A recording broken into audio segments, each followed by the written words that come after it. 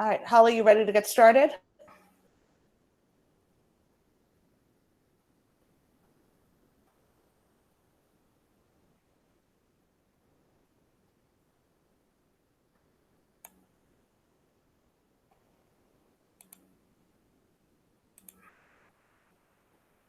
All right.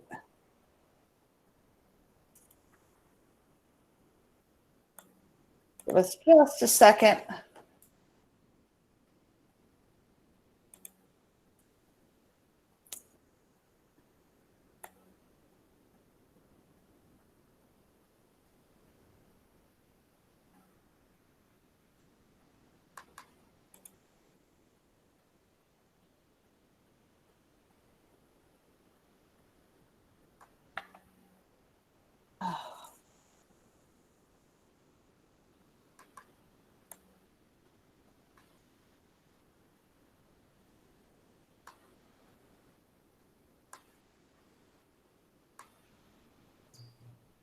Now you can hear me.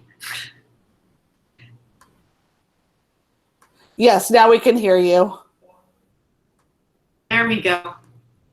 Hey, we're running this. I have 3 devices in front of me right now, and they all have something pertinent on the screen. I have a MacBook I'm talking to you on. I have a Google Chromebook off to my right that has the login a second time so I can watch the chat. And I have my iPad Pro in the middle with stuff I need to talk to you about. So if I'm a little addled, it's because I'm using 3 devices at once, and I'm a bear of very little brain. So anyway, good morning, everybody. Glad you got those slides yet, Lisa? Yep, hang on. All right, that wasn't working. We're going to present from another device. Okay. I will present my screen and we can get started.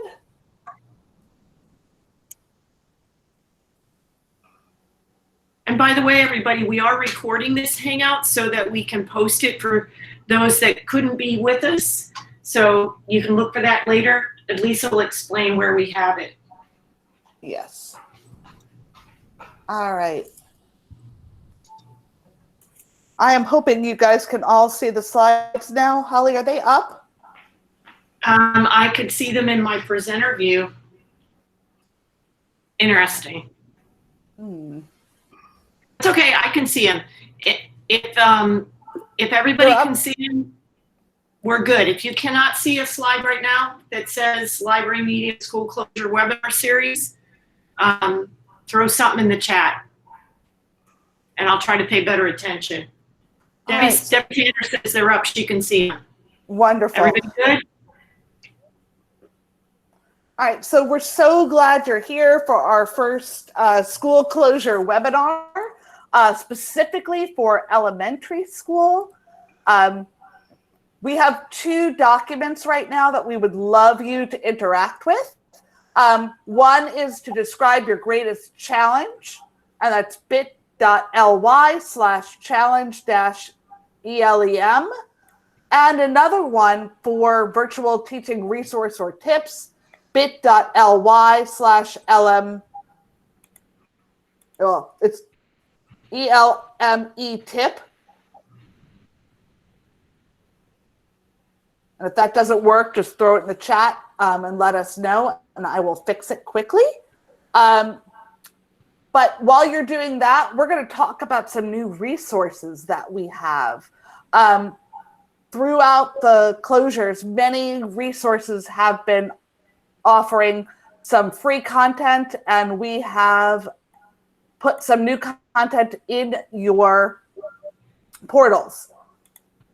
But before we do that, we have a brand new website we want to announce. It's Library Current. There are all kinds of tips for teaching, Adobe Spark resources, copyright-ish resources, G Suite resources, and you can get that at bit.ly/librarycurrent. All right. Okay, be sure to take a little bit of time and click through this website. We have resources for not only for teaching ideas, but we have some resources for professional development. Several of you said you might have time in your schedule to learn some new things and wanted some for PD. So we have a page for that. We also have a page to help you navigate copyright questions that your teachers may be bringing to you. And that's a whole page on this site. Also, let me think, what else? Lisa did a great job pulling in. There's a whole section on training to use Adobe Spark resources to make things for your posting to your classroom or whatever digital resource you're using. Let me see if it gets better after you do that. If it doesn't, then it's my computer. If you don't have your microphone muted, we would really appreciate it if you could mute your microphone.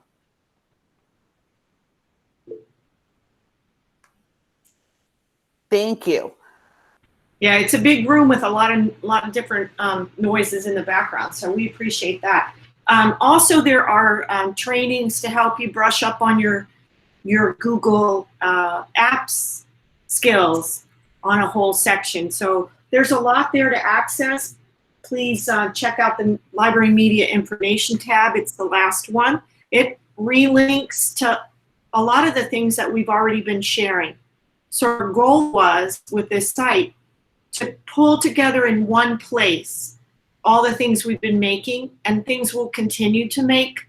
Well, maybe we'll add pages to this site, so you'll want to refresh every time you open it.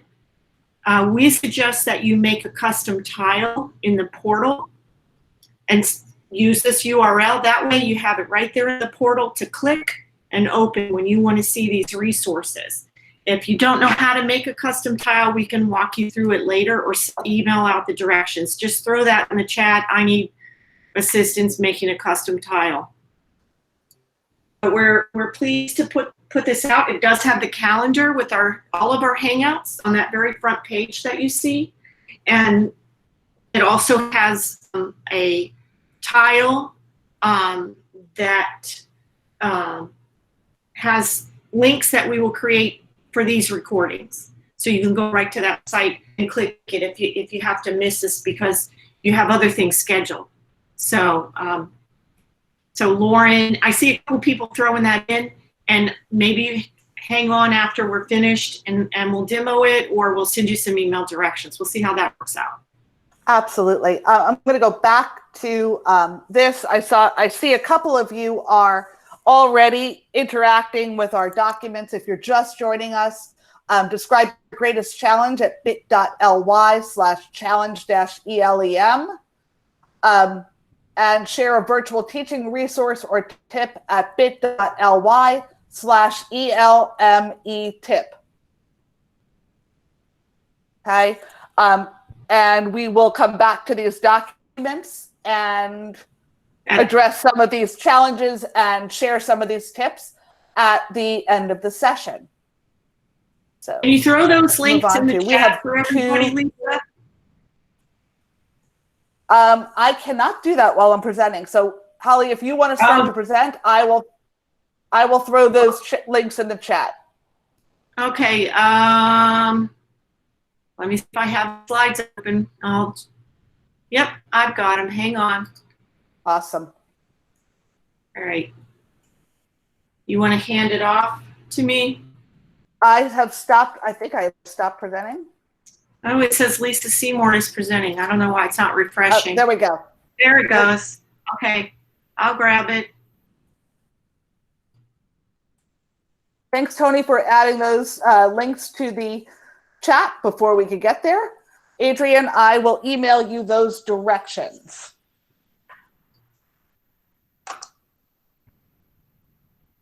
Okay, everybody, I think that's where we left off. If there's any more questions about the library current site, maybe we can circle back and address them at the end, just to make sure we don't run out of time. We want to, we've got a couple exciting things to share with you, new resources to use, and then we want to be sure and have time to go back to those Google Docs that they're filling in. I'm keeping an eye on the challenge one on my iPad while you're typing. So we'll get back to the questions at the end.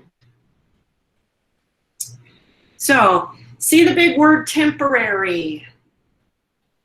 Several of our companies have been extremely generous in opening up extra resources and even allowing me to put them as a tile in our portal. Pebble Go Next is the 3 through 5-ish companion to regular Pebble Go. You now have a tile in your portal, Pebble Go Next. And the only sad news about this is they are temporary. These resources will go away around the end of school, June 1st or so, or once we get out of this crisis. These are very expensive resources, and I cannot promise in any way that they will continue.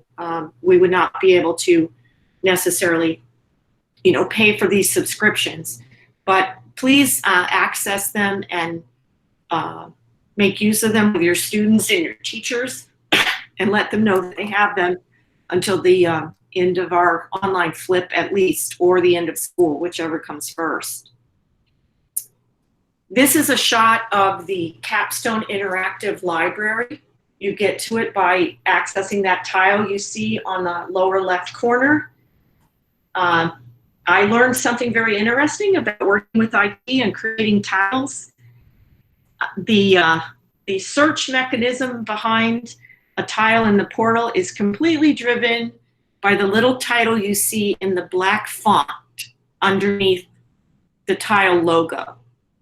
So in order to find the Capstone Interactive Library in your portal, you have to search interactive ebooks, not the word capstone, which would come naturally to all of us, but it's completely driven by the little title that IT gives the tile.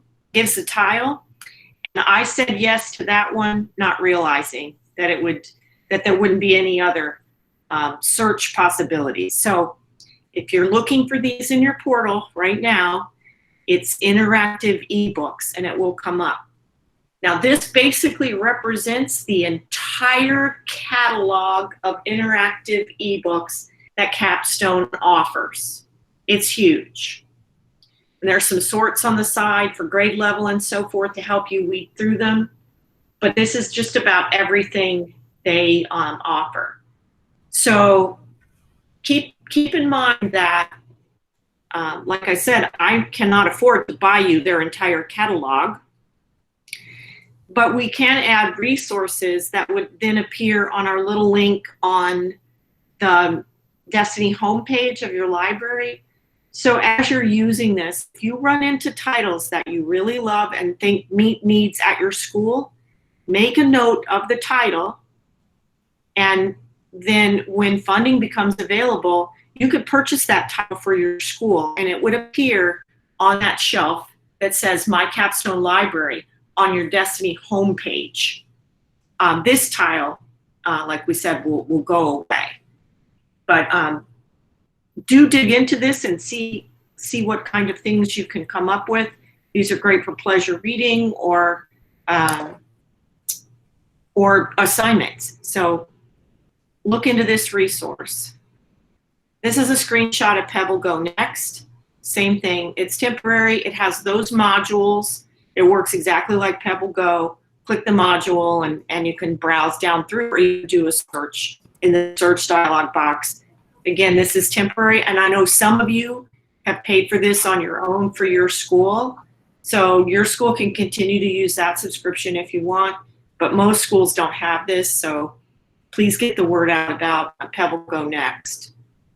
But please help me out and let teachers know that this is temporary because of the crisis, because I know they will be very unhappy when the resource goes away. But these are very extenuating circumstances.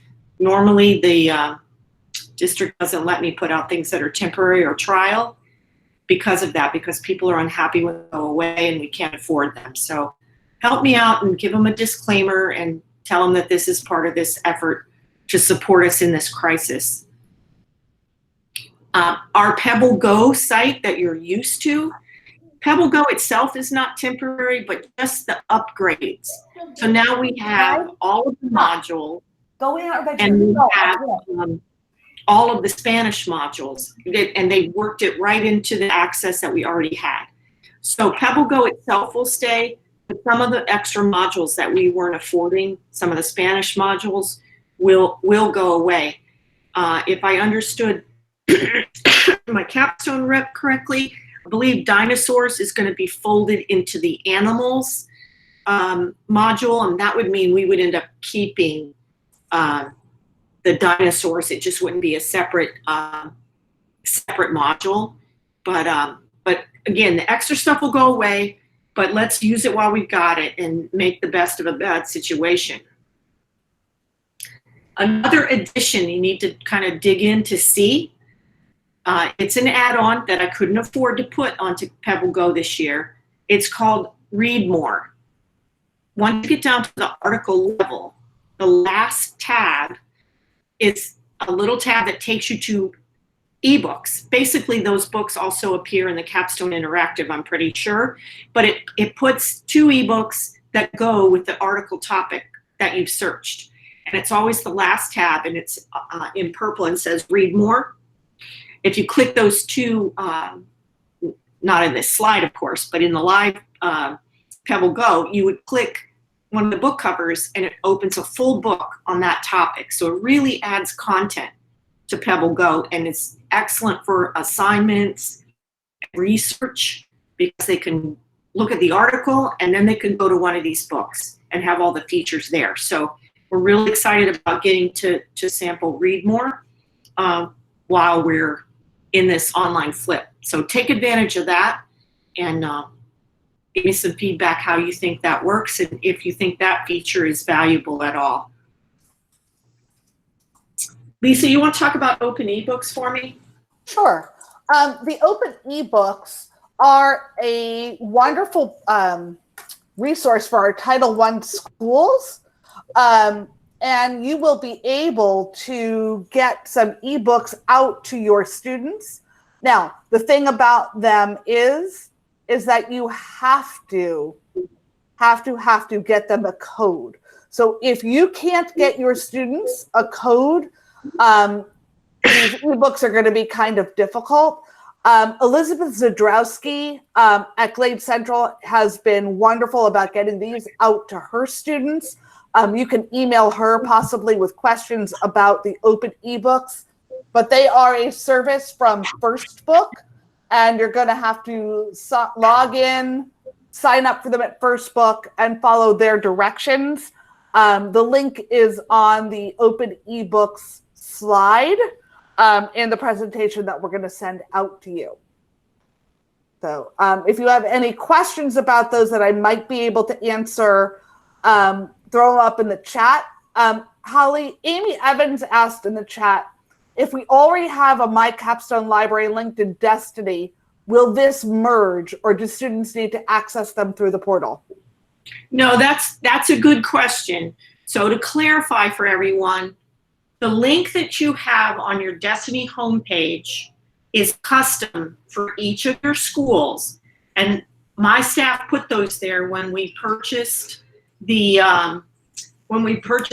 little bit of Capstone Interactive that we did. It will not merge with the free resource. The full catalog is only available if they click the tile. So redirect them there to browse for books or to search for books on a topic because it's so extensive. It will not merge. Does that answer your question? I can't see the chat right now, so you'll have to let me know, Lisa. Lisa Poskanzer, which tile are you talking about? I see it in the chat, but I'm not 100% sure. Okay, so let me back this up. And Amy says, yes, that does answer her question. Okay, so Lisa, we're talking about the interactive ebook tile you see on the left on this screen. The logo says Capstone Interactive Library. To find it in your portal and for the students to find it in their portal, they need to search the words interactive ebooks and the tile will come up for them. And then of course, once they've clicked it a couple times, it'll be in their recent and be easier to find. But you have to search interactive ebooks. Do not bother searching the word capstone. It doesn't search the words in the logo, only the words in the black text underneath the logo. So that's the book we're talking about, the capstone. Does that help, Lisa P?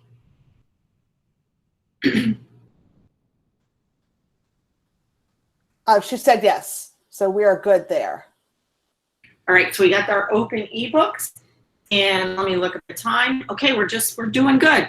We're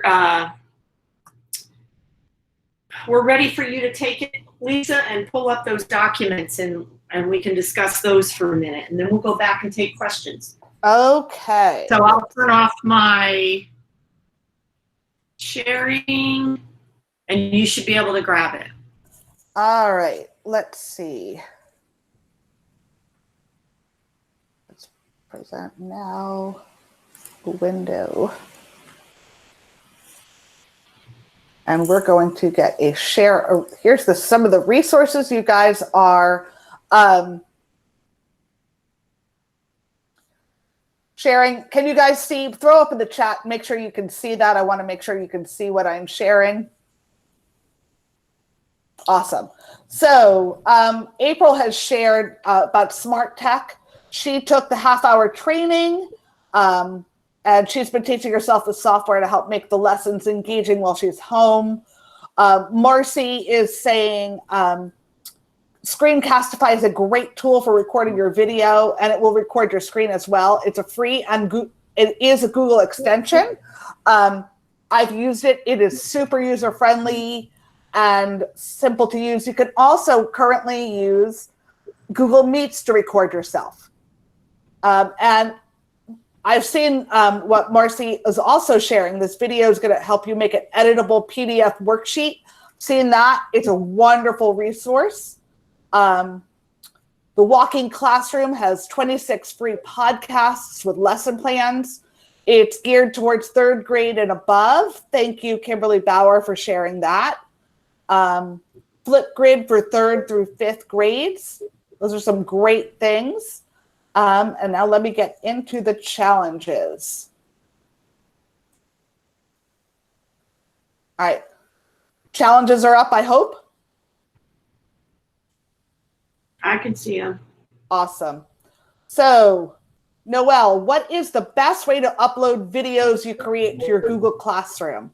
I would suggest putting them in YouTube and then putting the link in YouTube. If anybody else has any ideas for posting them, type them up in the chat. Okay, so I'm seeing Noelle say she used YouTube. You could post a direct link. You can link anything that's in your drive into a Google Classroom as well. And Kathleen is saying that she's used YouTube and it's worked great. We can all appreciate working from home with your uncooperative children.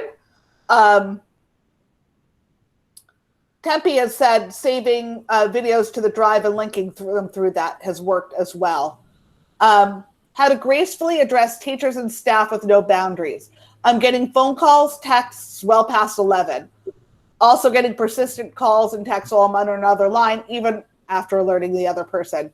I think we're just going to have to know that it's really, really hard. This working from home is super challenging.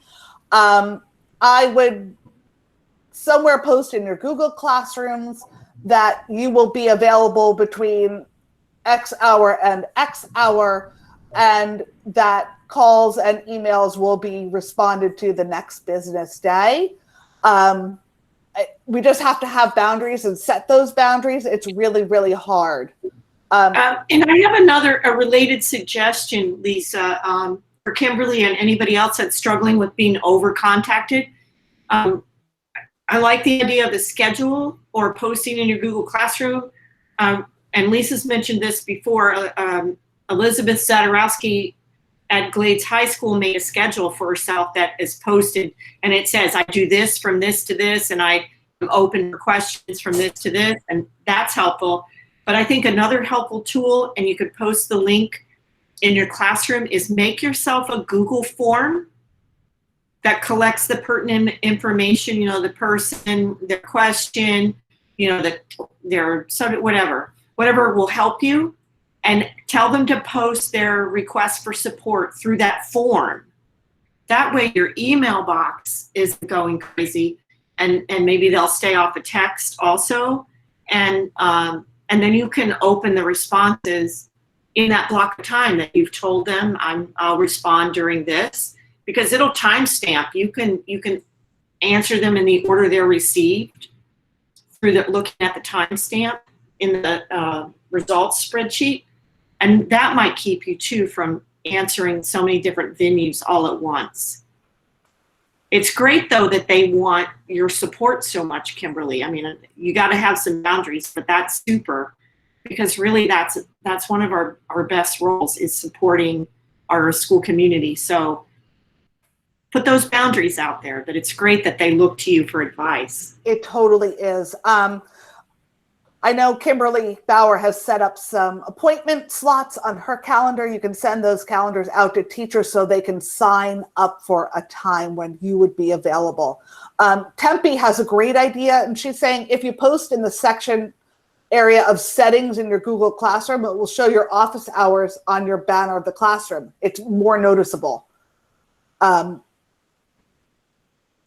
It's definitely a challenge, and it's one that we're going to have to navigate as we make the switch to online learning and our new normal. I'm seeing figuring out how to create quizzes that students have created in classroom.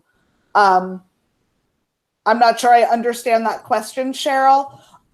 You can create a quiz in Forms and then post it to Classroom, and they can answer it that way. Let's see, not being able to schedule assignments to multiple Google Classrooms. I can save it as a draft or schedule it for one class, but not multiple classes. That would be an ed tech question. And Tony looks like she's answering it. She's saying in Assign, you can choose multiple classrooms to post in, but not to schedule. So you would have to post those and not schedule. Creating engaging virtual lessons. I want to keep it fun for the ideas. Lauren, that's a great question. And I would keep the lessons as interactive as you possibly can. Maybe choice boards or bingo boards, or Debbie Tanner created a goose chase for her kids. Excuse me. And those are super fun ways to get the kids engaged. How do you add a Google slide presentation into Classroom that is view only? When you put the material into your Google Classroom, make sure you select view only. And Amy Evans is saying that she's gotten some great feedback on choice boards for her K-2 students already. Any other challenges or great tips you've got? I wanted to mention, Lisa, and I was trying to, I think it's the bandwidth I have. I'm having trouble copying the link and pasting it in the chat, but we put it other places. John Spencer, we've had him speak before. He did a great blog, 7 big ideas as you move to online teaching, because we really need to think outside the box if you want to be engaging and get the kids to spend time in your space. Yeah, I'm not able to paste it. I don't know why. I'll send it out later. But one of his biggest pieces of advice is less is more. Okay, think about everything the kids are having to engage in during the day and the week. And maybe they're sharing a computer with their siblings. So they're not on the computer picking through everything every day for 6.5 hours. They're just not. So shorter videos, assignments that are more like a genius hour type of exploration of things, or short read alouds, or lessons that show them how to get to things to read or research. Those things can be very helpful. So don't try to, don't work yourself to death to try to fill their entire day, because it's very different accessing things on your online. So I'll send that out. I don't know why. I think I have too much open, but I'll send it out a different way. So I'm going to go ahead and share the website now so you can see what we have put on there. I'm hoping that's up now.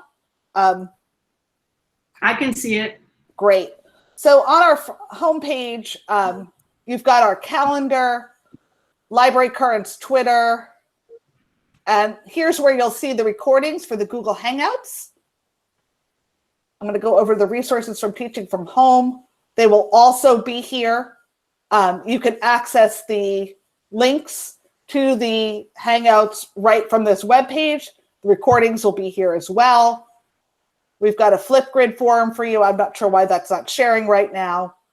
And some wonderful resources. Breakout EDU has some digital breakouts you can use with your students. And then we have been putting ideas in this Google Sheet. We sent it out for you, but you can access it from this website. And then I've got a wakelet of resources that are curated by Joyce Valenza. But on our elementary school page, we have this link here for Essential Reading. It is a blog from Allison Yang, who is a middle school IB teacher. And it really talks about the best of online teaching, synchronous versus asynchronous. There is an infographic to help make it accessible for you. But one of the things that I thought was a great thing that you could possibly use with your students was these Google Classroom prompts, like Must Read Monday, or Trivia Tuesday, or What a Character Wednesday. Put those prompts up there for your kids. They can answer them. They can interact with you. You could do it as a graphic. You could do it as a video. You could do it as a Flipgrid board. Your choice.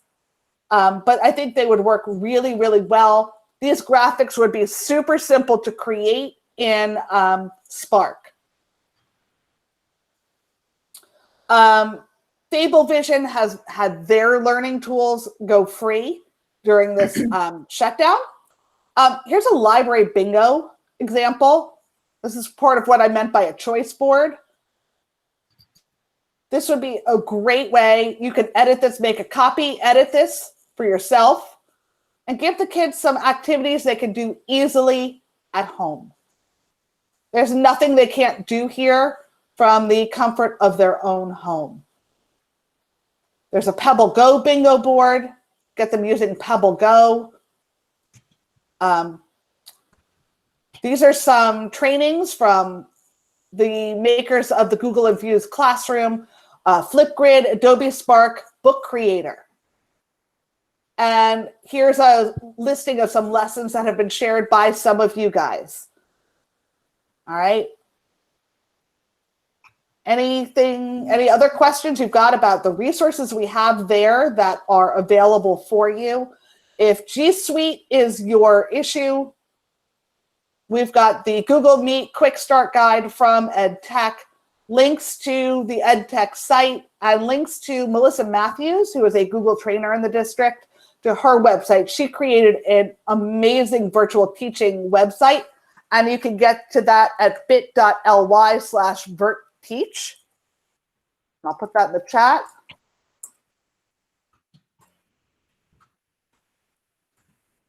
That way you can have that link. Jessica, your school is not using Google Classroom for fine arts, so it's difficult for you to give assignments. Are there any other schools that are not using Google Classroom for fine arts? Do you have some ideas and some advice for Jessica? My advice would be to Jessica, ask teachers to make you a co-teacher in some of their classes, and you can post activities that way. But that is a definite challenge. I'm seeing the response from somebody on the forum about possible to create a step-by-step for us to send our kiddos about finding ebook tiles on the portal. That's what the digital resource site does. Send them that link. It has a page, ebook resources. It tells them to log into the portal and what to do. It even explains how to use Mac and Via on an app. I don't know if you can, since you're presenting, Lisa, if you wanted to pull that up. But you could send them the web page. If you need something paper, then you know, some kind of PDF to send through email, maybe we could think about doing that. But that was the purpose of that website. It is posted on the school district's public-facing website under students and parents resources, under academics, library media center resources. It is linked there to explain to them what's available inside their portal, and it has links to direct them back to the portal to find the tiles. So look at that and see if that doesn't meet that need. Right. Here's the ebook resources. It will show them exactly where they are located, what to search for, and explains to them about Tumble Books and Mac and Via. There's a slideshow about how they can get Mac and Via ebooks, and then links to the pleasure reading resources for elementary and secondary. Go back to the resources. This is a great one that April Leach is sharing. A free online video series from Dave Pilkey is streaming Friday morning beginning at 8 a.m. on April 3rd. Mo Willems is teaching daily, and I believe that's on the Kennedy Center page. Jared Kozeska is also doing a drawing a day. Kimberly Bauer is sharing about a Google Keep headers, something she uses to keep organized. Cheryl May is sharing about Newsella and Library of Congress. Newsella has gone entirely free during the shutdown, just so you know. We've gotten some dog rooms. There's a Dogman escape room, Harry Potter one. And I think now we are, with about 20 minutes left, going to just turn it over for questions that you have. If you have a question, you can unmute your microphone and jump in and ask away. I'm going to stop sharing now. That'll work. Or you can type it in the chat if you're more comfortable. Either way. We'll monitor. Lisa, the document you were just showing that you said was in Library Current, my Library Current page looks very different than yours. And so I don't know that I'm in the right place. The ebook resources, if you click on... Not for the ebook resources, for those resources, that list that you were just sharing on your screen. Okay, those... That's all the element resources. I'm in Google Current where it says communities, and it sort of looks like Facebook. It doesn't look. These resources are not in the Library Current Google Plus community. That's the reason I can't find them there. They're not there. That would explain it. Lauren, would it make sense to add these district links under our materials section of the Google Classroom? I think that's the best way to share these things out. Put a link in your Google Classroom. Kids are coming there to get their information, and it's a great place to house it all in one place. Right, but where am I finding it from you? We will be emailing it all out. So the link was in the chat. Adding to the document that everybody was adding to is a document in progress that you're going to email that to us later. Right, but we put the bit.lys in the chat. So I'm going to put the bit.lys in there again. Okay. Fantastic.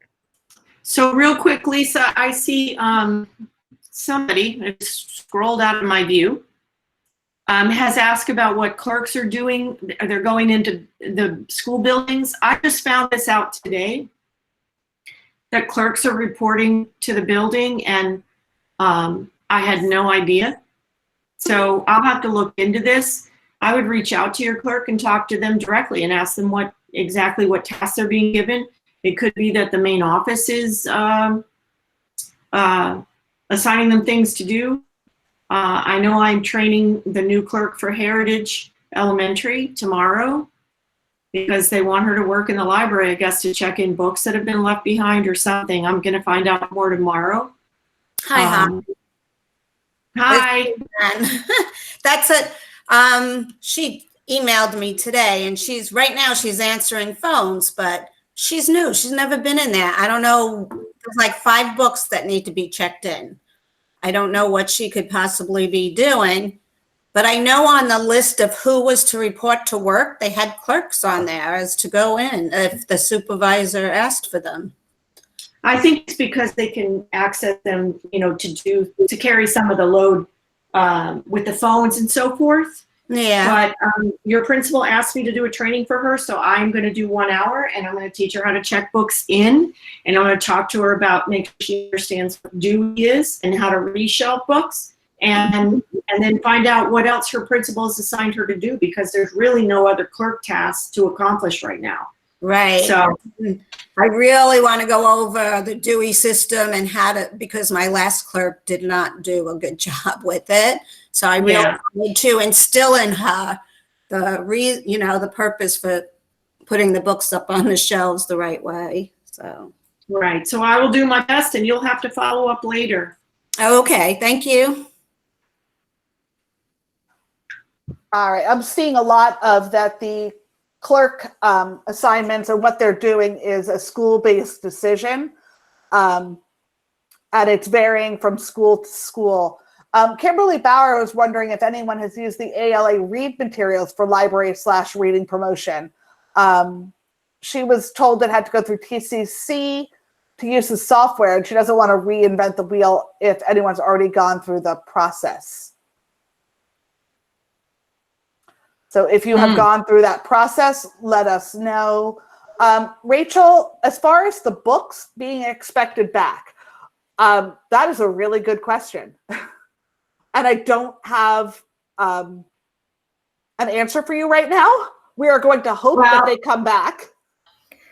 So I think what you do is send out a message to your school community that they should hold their library books in a safe place and do the best they can not to lose them, and that they can be returned once the all clear is given for them to come to the building. That's pretty much the only reasonable thing we can do.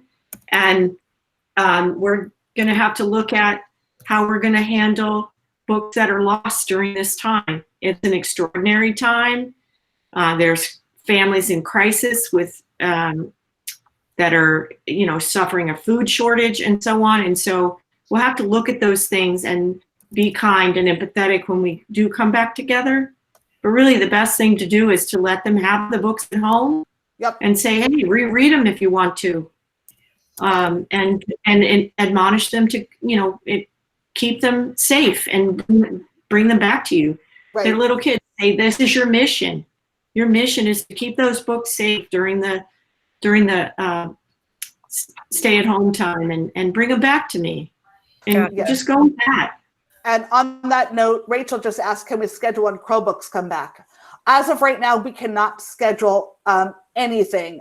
Caroline, thank you for posting. She just got an email from the district. Based on a recommendation from the Florida DOE and state-issued stay-at-home order in Palm Beach County, Dr. Fenoy has decided to close district-operated schools until further notice. So we can't schedule anything to come back until we get the all clear to reopen schools. And yes, Marcy, there is a budget freeze. All orders are currently frozen to the best of our knowledge. Right. Anything you didn't enter in PeopleSoft before March 23rd, and it went all the way through approval, anything after March 23rd, that's not going anywhere. Yeah, we were caught in it too. Across the district. We were hoping to do an order ourselves, and we're not able to do it either. It's a bummer. Anything to Oh, clean up our I Destiny see. catalogs. Let's do this on that topic. I saw that. I was waiting for a little opportunity. You know, we are planned to have these sessions weekly. That's not something I can tell you how to do verbally in 1 minute. So let's make that a topic for one of the upcoming sessions. It's not an emergency that has to be done this week. There is a way to clean up some of the errant call numbers and so forth, but it is a process. So let me have some time to pull that together, and it'll take, you know, maybe 10 or 15, 20 minutes of a session in coming weeks. And then it would be a good time to work on that stuff. Some of that is difficult to do when you can't see the physical space and double check the physical items, but let me work through the logistics of that, and we'll get back to you and maybe put that as a topic for one of these coming meetings. Okay? Yep. Rachel is putting up that. Cheryl is asking, there's no chance we can order the new SSYR8 books when on Mac and when the list is issued April 23rd. No, Cheryl, unfortunately, we are not able to place that order. All of our budget funds are frozen. We cannot spend any of them. Not our choice, it is, but we have to comply with the order. As far as the Destiny 8430 items, the items that you asked for, Chromebooks, we didn't have 3D printers on that, but Chromebooks or iPads or the MacBook or the computer, those orders were processed. They have come into our office, but we cannot distribute them until we get the all clear. So anything actually, some of them had not arrived before they closed the warehouse.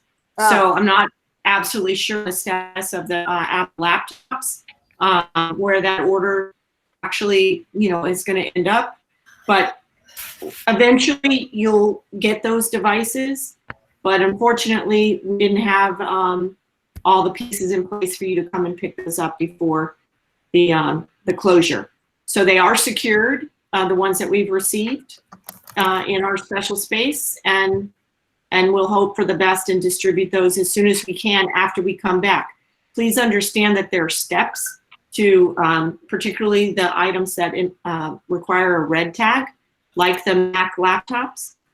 There is a process of red tagging those that Teresa has not been able to accomplish because she has to physically have the devices, which the shipment didn't arrive.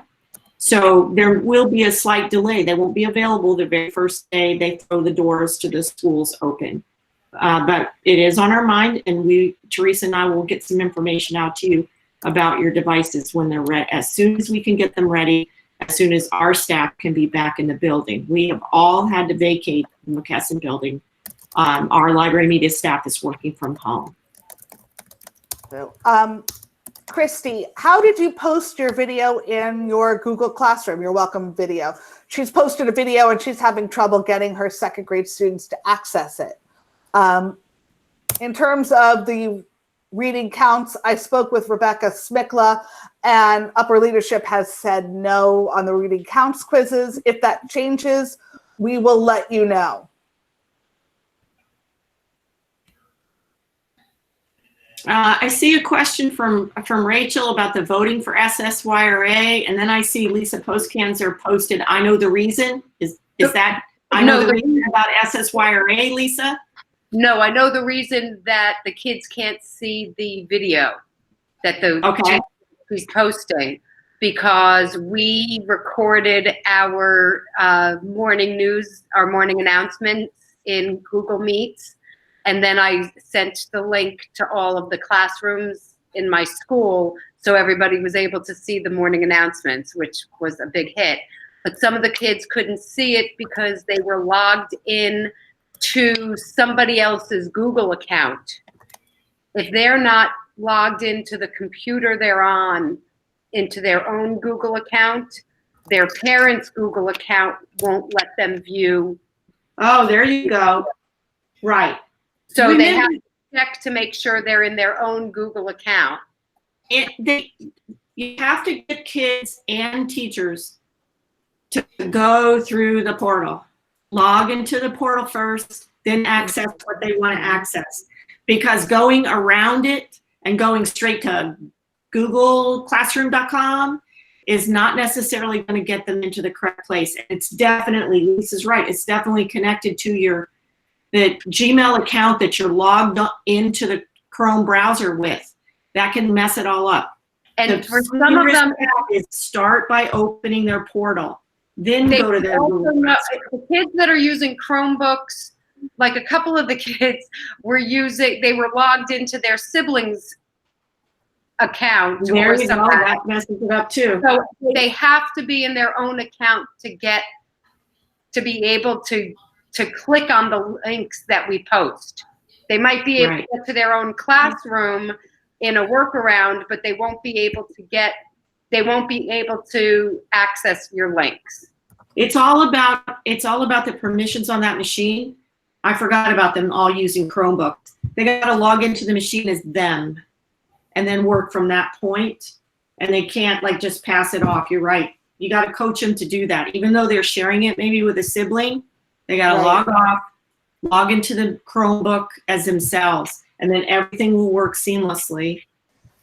We also have teachers that are posting like direct links to a particular Brain Pop article in classroom and expecting the students to be able to get to the article that way. And I'm having to let them know that they need to go through the portal and open Brain Pop through the portal first and keep that in a separate tab to be able to get to a particular article.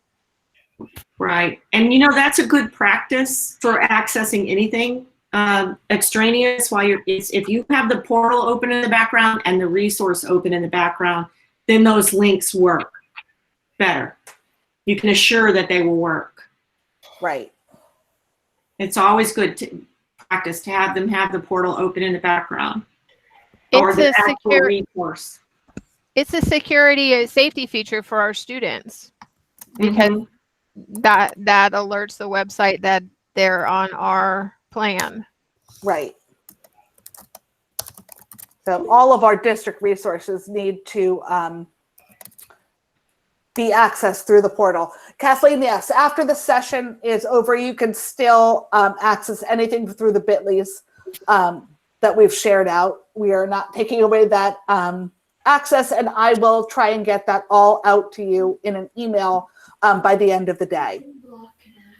No, you have so that you have them all in one place. What's the schedule? Along with real quick, For one. You have to eat. I'm sorry, Lisa. Go ahead.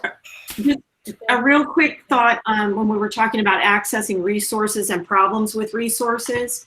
I don't know how to divide this up quickly for you, but we can answer access questions about the resources that we pay for.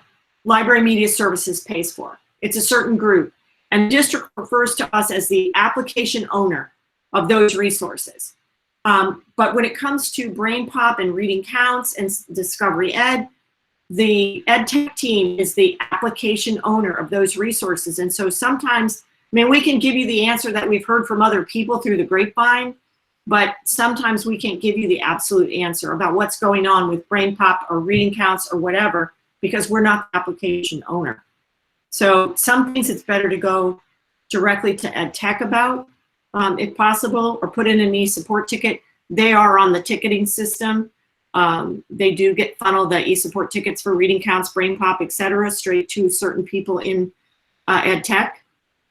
So if you're able to do an e-support ticket, that might work. I'm not on the ticketing system, so anything that breaks that's on that digital database and ebook resource page, anything you find difficulty accessing, you're going to need to email me, and I'll figure out what's wrong or see if it's just an access issue or mistake or whatever, or I'll go to the vendor.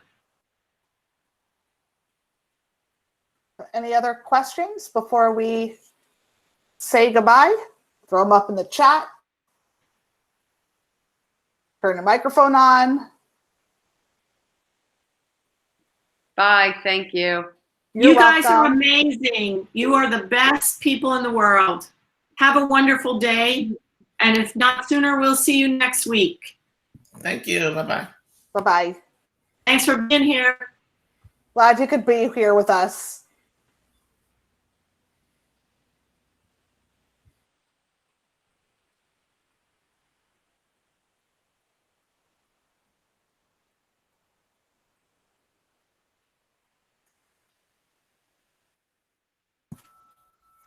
Just watching everybody say goodbye. Yeah.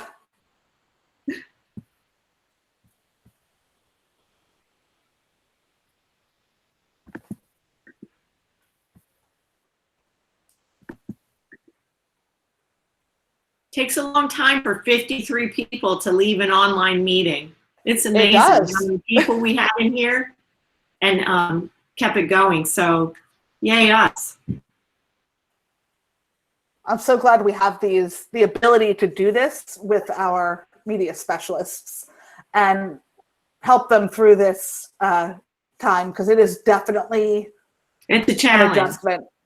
Yeah, it is. It is. And boy, we need to remind everybody about that grid view, because I think that's really helpful.